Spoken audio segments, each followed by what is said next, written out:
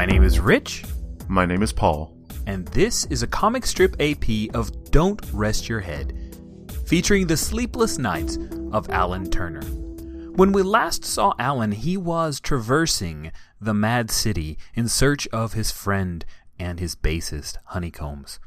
In the subway train, he and his newfound friend, Evely, as well as Sir Bragan, faced off some creatures called Needle Noses, as well as a few coppers. During the fight, the train was affected by the madness power that Alan had unleashed, and it derailed. Now, the world is completely topsy-turvy. You get thrown back and forth. You slam into Evelyn. You see Bragan crash through one of the windows. You hear the screech of metal and the groan of it falling off of the tracks and scraping along the cobblestone streets. And everything becomes this thunderous roar that is so loud that it's as if sound cuts out for you. And then the movement stops. And then the next noise that you hear is the rhythmic sound of an alarm clock, of your alarm clock. And when your eyes open up, you're lying on your bed in your apartment. This is the first time we've seen your apartment, Alan. What is it that we see when we look around when you sit up from your bed? I sleep on a twin bed, just small one. Most of my room is taken up by a desk with a big computer monitor and then two little smaller ones on either side. Oh, those buy more employee discount items? Well, they were models. And at some point they were no longer the current thing, so I got them real cheap. And that's my editing station. You know, I've got a pretty decent tower computer and the whole setup, a good set of cans. There's some posters scattered around the bedroom. There's one early, it's a Maggot Brain P-Funk poster that's an original. Nice. That I actually managed to win in a darts game with some puke that thought he could both beat me and trash talk me about funk at the same time, and I took him out in both ways. Is that a game that you won at Carlos O'Sullivan's Irish Cantina? It is, in fact. And it was actually, they call themselves a band, but they're more of a kind of a rotating gang. They go by Fruit Snacks of Doom. And really, come on. How juvenile is that?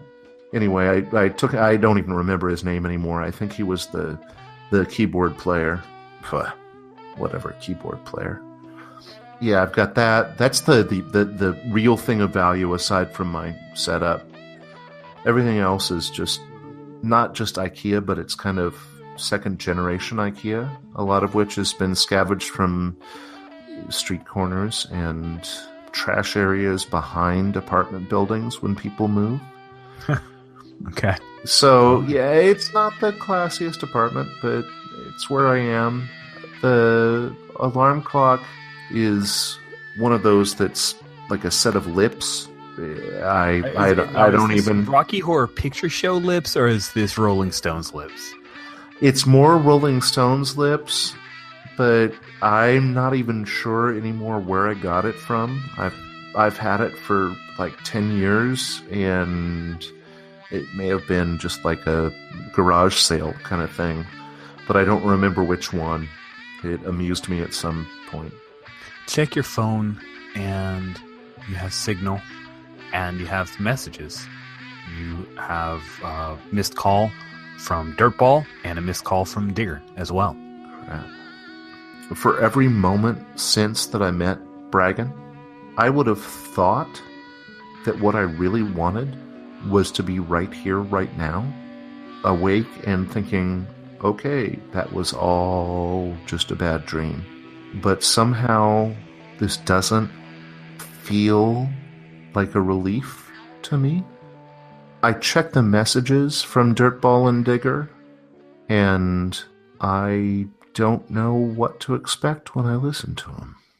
First one you pick up is Dirtball, and it's, hey man, what are you up to? Just give me a call sometime. And then from Digger, it's, sup, Alan? Listen, ain't heard from Honey in a while.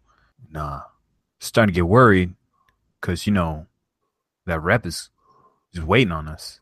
You know anything about this, man? Give me a call. So I do what I probably should have done before I listened to those.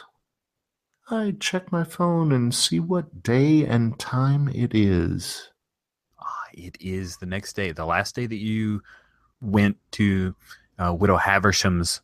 It's been a day. It is the next morning, according to your phone. So not much more time than I feel like has transpired. Right. This is crazy. But I feel like I know where Honey is, and it's there. And I've got to get back to there. You're supposed to work in a few hours. Honey is more important than work. But I want to ask you a question, both as Paul and then sort of as Alan. Mm-hmm. As Paul, because I kind of get it. Am I actually waking up? Was I actually asleep? Far as you know.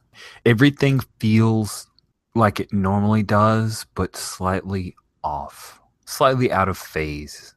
You're here, but the memories are still there. You go to the bathroom, there is a cut on the side of your face. And you remember some glass. But maybe you just imagined it. So I'm in the bathroom. Subjectively, I've been confused and playing along for the last however many hours of my life. Playing along with Bragan, playing along with whatever the Mad City threw at me and pretending that it didn't freak me out. But there's one thing that sticks with me, and that's the fact that my voice, my singing, had an effect on the, quote, people, end quote, around me. And I don't know how much farther that might have gone had I tried to push it. But I need to see if that was real or if that was a fantasy. So right now, I'm the only one here.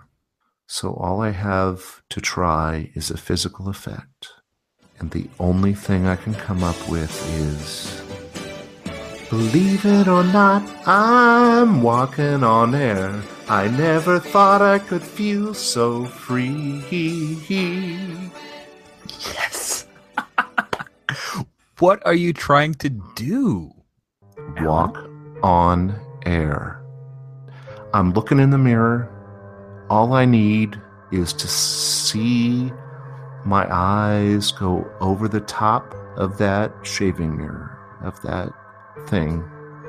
I will take your pain. Oh, yeah? You think so? The pain of possible failure, of thinking you're going insane? I think that pain is 3. And here's the thing, though. To pull this off in the quote-unquote really real world, I think you need to spend at least 3 madness. All right. All right, so it's pain 3? Yep. I've got 3 exhaustion already, unless something has happened to change that. Nothing has changed that. Okay, that's what I was thinking. So I will just do... I still have 3 discipline, so I'm going to do 3, 3, and 3. Okay. So I have 1, 2, 3, 4 successes. Oh, and madness so dominates. Well, until you roll pain. I did. A 1, 5, and a 3. You did. Yeah, I only have 2 successes, so you succeed at the roll. However, madness dominates the roll. And when madness dominates, things get more chaotic. Check off a response and behave accordingly. The responses are fight and flight. Right, and I have one fight already checked. So I'm going to check another fight because I know how to do that.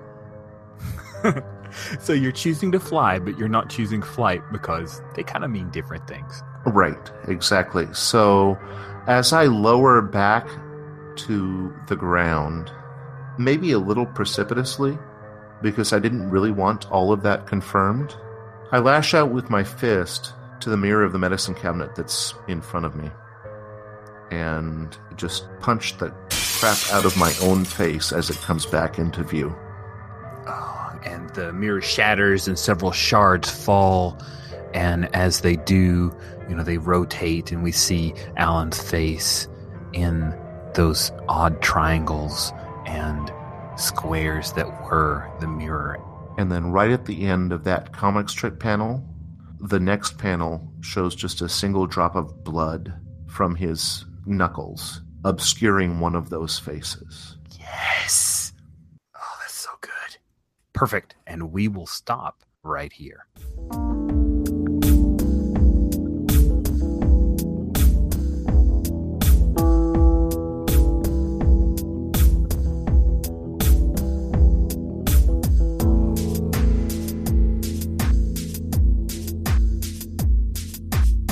Hi, this is Jason from The Gauntlet. If you enjoyed this episode of Comic Strip AP, be sure to check out our YouTube channel. We have many other Comic Strip AP shows available, each organized in their own sequential playlist for easy listening. Just go to youtube.com and search for Gauntlet RPG.